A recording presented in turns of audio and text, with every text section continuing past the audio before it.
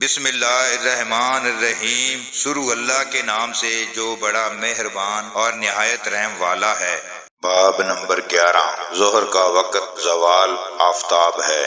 حضرت جابر رضی اللہ عنہ فرماتے ہیں، نبی صلی اللہ علیہ وآلہ وسلم نماز ظہر عین دوپہر کے وقت ادا فرماتے تھے۔ حدیث نمبر 540۔ حضرت انس بن مالک رضی اللہ عنہ سے روایت ہے کہ ایک دفعہ رسول اللہ صلی اللہ علیہ وآلہ وسلم سورج ڈھلنے پر تشریف لائے، ظہر کی نماز ادا فرمائی، پھر ممبر پر کھڑے ہوئے قیامت کا ذکر کرتے ہوئے فرمایا کہ اس میں بڑے بڑے حوادث ہوں گے۔ پھر فرمایا اگر کوئی شخص کسی چیز کی بابت کوئی سوال کرنا چاہتا ہے تو دریافت کرے، جب تک میں اس مقام پر ہوں مجھ سے جو بات دریافت کرو گے میں تمہیں اس کے متعلق بتاؤں گا۔ لوگ بکثرت گریہ کرنے لگے، لیکن آپ بار بار یہ فرماتے مجھ سے پوچھو۔ اس دوران میں حضرت عبداللہ بن حذافہ سہمی رضی اللہ عنہ کھڑے ہوئے اور دریافت کیا، میرا باپ کون ہے؟ آپ نے فرمایا تمہارا باپ حذافہ ہے۔ پھر آپ نے فرمایا مجھ سے پوچھو۔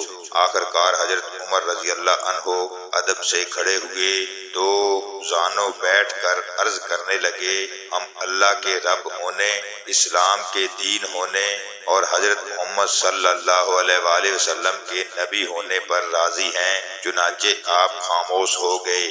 پھر فرمایا ابھی ابھی دیوار کے اس کنارے سے میرے سامنے جنت اور دوزخ کو پیش کیا گیا تو میں نے جنت کی طرح بہتر اور جہنم کی طرح بدتر کوئی چیز نہیں دیکھی۔ حدیث نمبر 541۔ حضرت ابو برزہ رضی اللہ عنہ سے روایت ہے کہ نبی صلی اللہ علیہ وآلہ وسلم نماز فجر ایسے وقت میں پڑھتے کہ آدمی اپنے ہم نشین کو پہچان لیتا، اور آپ نماز میں 60 سے 100 تک آیات تلاوت فرماتے تھے، اور نماز ظہر اس وقت ادا کرتے جب آفتاب ڈھل جاتا، اور نماز عصر ایسے وقت پڑھتے کہ اس سے فراغت کے بعد ہم میں سے کوئی مدینے کے آخری کنارے پر واقع اپنی اقامت گاہ میں واپس چلا جاتا، لیکن سورج کی دھوپ ابھی تیز ہوتی۔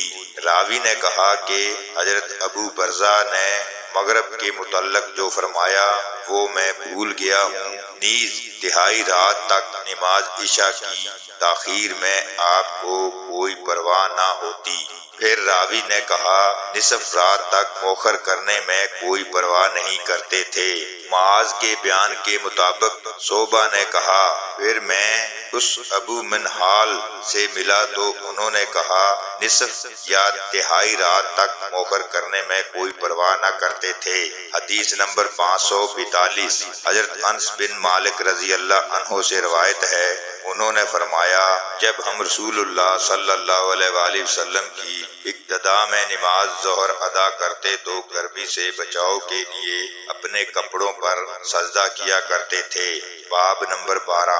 ظہر کو وقت عصر تک مؤخر کرنا۔ حدیث نمبر 543۔ حضرت ابن عباس رضی اللہ عنہ سے روایت ہے کہ نبی صلی اللہ علیہ وآلہ وسلم نے مدینہ منورہ میں ظہر اور عصر کی 8 رکعتیں اور مغرب عشاء کی 7 رکعتیں ایک ساتھ پڑھی۔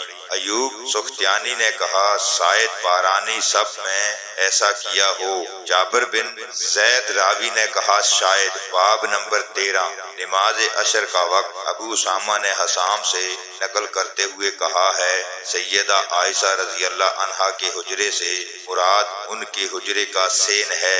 حدیث نمبر 544۔ حضرت عائشہ رضی اللہ عنہا سے روایت ہے، انہوں نے فرمایا دھوپ ابھی میرے حجرے سے نہ نکلی ہوتی تھی کہ رسول اللہ صلی اللہ علیہ وآلہ وسلم نماز عصر پڑھ لیتے تھے۔ حدیث نمبر 545۔ حضرت عائشہ رضی اللہ عنہا ہی سے روایت ہے، انہوں نے فرمایا رسول اللہ صلی اللہ علیہ وآلہ وسلم نے نماز عصر ادا کی جبکہ دھوپ ابھی میرے حجرے میں باقی تھی اور مکمل طور پر اس میں سایہ نہ آیا تھا۔ حدیث نمبر 546۔ حضرت عائشہ رضی اللہ عنہا سے ایک اور روایت ہے کہ رسول اللہ صلی اللہ علیہ وآلہ وسلم عصر کی نماز سے فارغ ہو جاتے جبکہ دھوپ میرے حجرے کے سین میں نمایاں ہوتی تھی اور سایہ مکمل طور پر نہ آیا ہوتا تھا۔ امام مالک، یحییٰ بن سعید، سہیب اور ابن ابی حفصہ نے یہ الفاظ بیان کیے ہیں کہ دھوپ کے اوپر چڑھنے سے پہلے پہلے نماز پڑھ لیتے تھے۔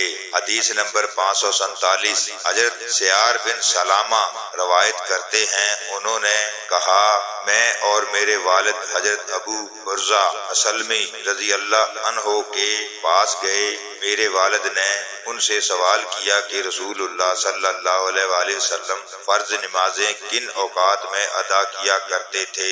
انہوں نے فرمایا رسول اللہ صلی اللہ علیہ وآلہ وسلم ظہر کی نماز، جسے تم لوگ پہلی نماز کہتے ہو، زوال آفتاب پر پڑھ لیا کرتے تھے، اور نماز عصر ایسے وقت میں ادا کرتے کہ فراغت کے بعد ہم میں سے کوئی شخص مدینے کے انتہائی کنارے پر واقع اپنے گھر واپس جاتا تو سورج کی آب و تاب ابھی باقی ہوتی۔ راوی کا بیان ہے کہ حضرت ابو برزہ رضی اللہ عنہ نے مغرب کے متعلق جو فرمایا وہ مجھے یاد نہیں رہا۔ حضرت ابو برزہ رضی اللہ عنہ فرماتے ہیں رسول اللہ صلی اللہ علیہ وآلہ وسلم عشاء کی نماز، جسے تم اتما کہتے ہو، دیر سے پڑھنے کو پسند فرماتے تھے، اور قبل ازیں سونے کو اور بعد ازیں باتیں کرنے کو ناپسند خیال کرتے تھے، اور جب صبح کی نماز سے فارغ ہوتے تو آدمی اپنے ساتھ والے کو پہچان لیتا تھا، اور صبح کی نماز میں 60 سے 100 آیات تک کی تلاوت فرمایا کرتے تھے۔ حدیث نمبر 548، حضرت انس بن مالک رضی اللہ عنہ سے روایت ہے، انہوں نے فرمایا ہم رسول اللہ صلی اللہ علیہ وآلہ وسلم کے ساتھ نماز عصر پڑھ لیتے، فراغت کے بعد کوئی شخص قبیلہ عمرو بن عوف تک جاتا تو انہیں وہاں نماز عصر میں مصروف پاتا۔ حدیث نمبر 549، حضرت ابو امامہ رضی اللہ عنہ سے روایت ہے، فرماتے ہیں ہم نے ایک مرتبہ حضرت عمر بن عبدالعزیز رحمت اللہ کے ساتھ ظہر کی نماز ادا کی۔ وہاں سے فراغت کے بعد ہم حضرت انس بن مالک رضی اللہ عنہ کی خدمت میں حاضر ہوئے تو دیکھا کہ وہ نماز عصر پڑھ رہے ہیں۔ میں نے عرض کیا چچا جان یہ کون سی نماز ہے جو آپ نے اس وقت ادا کی ہے؟ فرمایا یہ عصر کی نماز ہے، ہم رسول اللہ صلی اللہ علیہ وآلہ وسلم کے ساتھ یہ نماز اسی وقت ادا کرتے تھے۔ حدیث نمبر 550، حضرت انس بن مالک رضی اللہ عنہ سے روایت ہے، انہوں نے فرمایا رسول اللہ صلی اللہ علیہ وآلہ وسلم نماز عصر اس وقت پڑھتے تھے جب آفتاب بلند اور تیز ہوتا۔ دری آسنا اگر کوئی اوالی تک جاتا تو ان کے ہاں ایسے وقت پہنچ جاتا کہ سورج ابھی بلند ہوتا تھا، اور اوالی کے بعض مقامات مدینہ منورہ سے کم و بیش 4 میل پر واقع تھے۔ حدیث نمبر 551، حضرت انس رضی اللہ عنہ ہی سے روایت ہے، انہوں نے فرمایا ہم رسول اللہ صلی اللہ علیہ وآلہ وسلم کے ہمراہ نماز عصر ادا کرتے، پھر ہم میں سے کوئی جانے والا کعبہ تک جاتا، جب اہل کعبہ کے پاس پہنچتا تو سورج ابھی بلند ہوتا تھا۔ اللہ تعالی ہم سب کو دین کو صحیح معنوں میں سمجھنے کی توفیق عطا فرمائے، آمین ثم آمین۔